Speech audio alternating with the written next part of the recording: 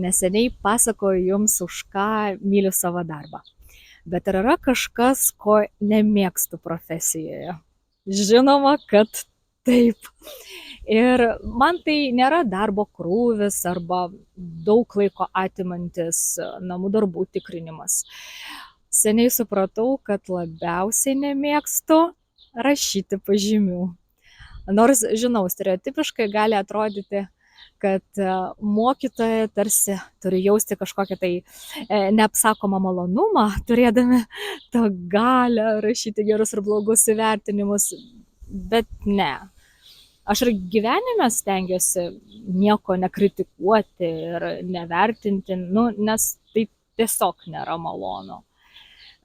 Man svarbu matyti, kad žmogus stengiasi.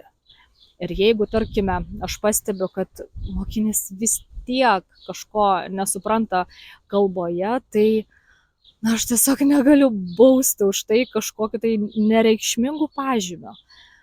Nors kažkada man tekdavo tą daryti. Iki šiol kelia stresą prisiminimai, kai dirbau švedų kalbos mokytoja ir egzaminatorė, ir nuo mano įvertinimo tiesiogiai priklausydavo žmonių likimai. Jeigu nuspręsiu, kad žmogus išlaikė egzaminą, valio, pagerins savo gyvenimą, jeigu ne, tragedija. Ir išvis pažymiai, įvertinimai kelia mokiniams tiek daug nereikalingo nerimo. Kaip jums atrodo, ar tas nuolatinis vertinimas gyvenime daro mus geresnius, ar tik trukdo?